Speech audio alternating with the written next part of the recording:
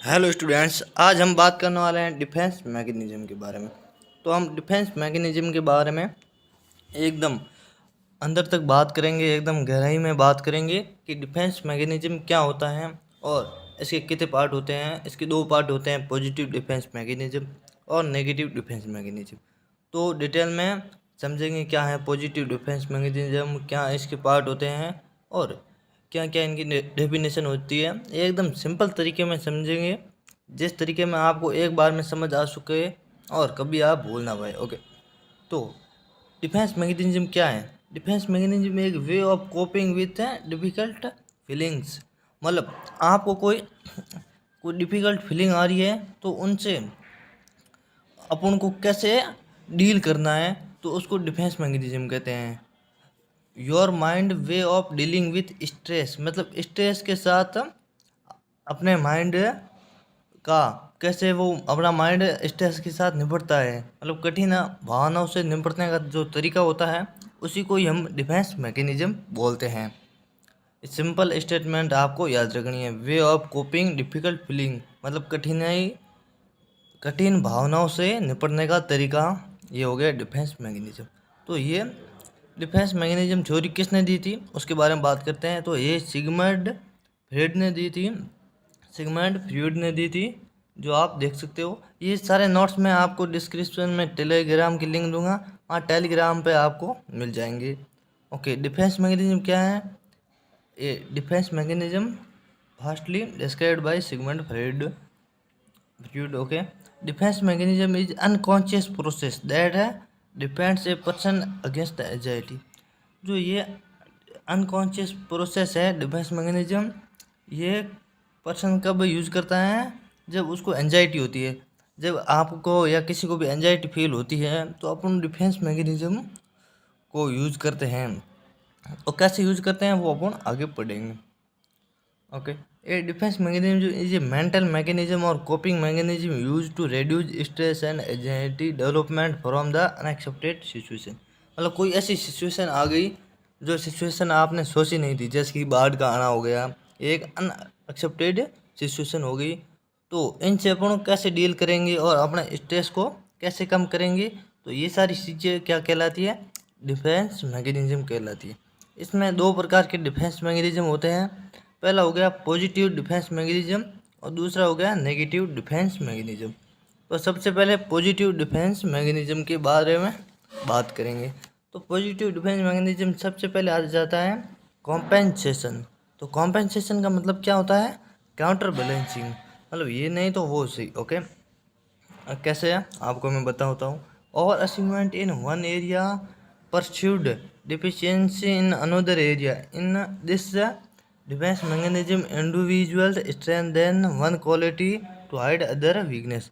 मतलब यदि आप किसी चीज़ में दूसरे में वीक हो तो आप एक में अच्छा दिखे उसको बराबर कर सकते हो। जैसे कि आप क्लास में फेल हो गए हो लेकिन आप स्पोर्ट में फर्स्ट आए हो, तो आपने उस जिसमें फेल आए हो आप क्लास में, आपने उस वीकनेस को क्लास में फर्स्ट आके उसको हाइड कर दिया है। तो ये होता है कंपनसेशन। इसको आपको सिंपली याद रखना है काउंटर बैलेंसिंग वर्ड से। किसके? काउंटर बैलेंसिंग से। ठीक है, ये एग्जांपल आप दोनों एग्जांपल देख लेना। ये सेकंड एग्जांपल देखिए, ए अट्रैक्टिव गर्ल में compensate by studying hard and come first in her girl.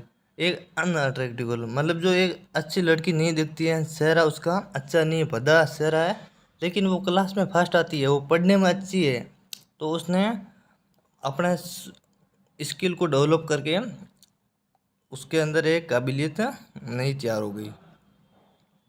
Okay, अगला देखते हैं सब्स्टिट्यूशन। तो सब्स्टिट्यूशन क्या होता है? इसमें क्या होता है, जैसे कि किसी से हायर टारगेट है वो अचीव नहीं हो रहा है, तो उस टारगेट को रिड्यूस करके कोई अनदर टारगेट सेट कर लेना।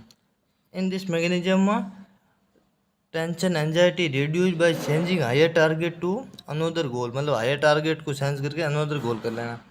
Unacceptable goal is replaced one that more unacceptable और अचीवेबल, मतलब जो अचीवेबल हो सकता है उसको। जैसे कि एक स्टूडेंट है जो एमबीबीएस की तैयारी करना चाहता है, लेकिन एमबीबीएस में तैयारी नहीं हो पा रही है या उसके अच्छे नंबर नहीं आ रहे हैं, तो वो नर्सिंग करके उसको बैलेंस कर लेता है, उसको बोलते हैं सब्स्टिट्यूशन।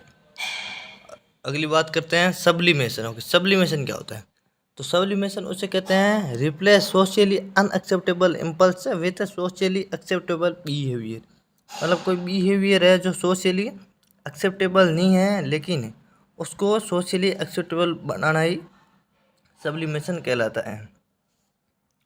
जैसे कि सेकंड वाला एग्जांपल देखिए आप, इसमें क्या लिखा है, एक एग्रेसिव फीलिंग है जो सोसाइटी में एक्सप्रेस नहीं कर पाता है, और वो एक सोल्जर बनता है या एक बॉक्सर बन के वो अग्रेसिव बिहेवियर दिखाता है।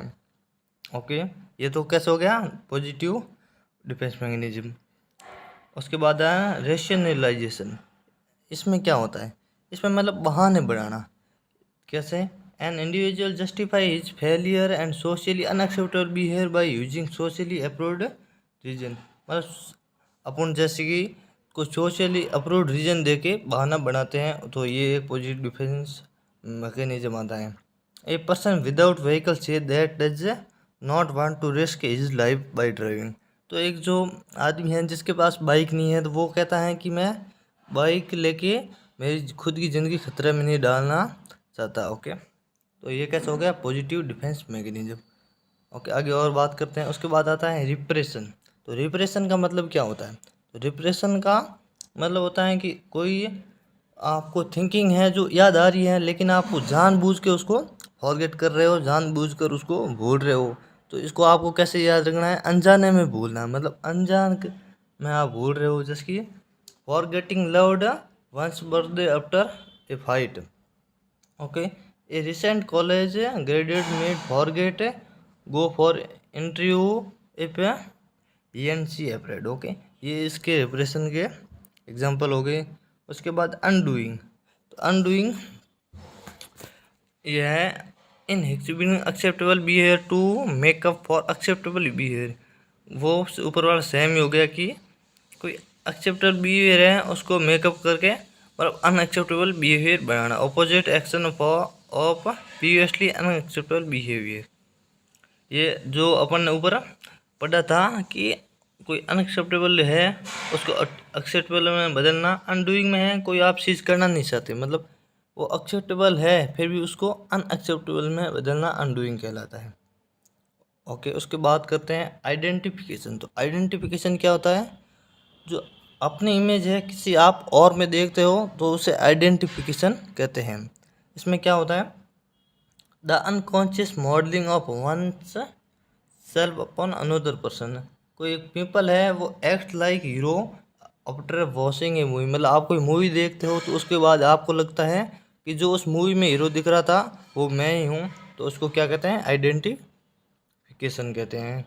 उसके बाद आता है ट्रांसफेरेंस। तो ट्रांसफेरेंस क्या होता है, तो image of one person is identified with that of another. Okay, इसमें क्या होता है, इसमें 3 पर्सन होते हैं।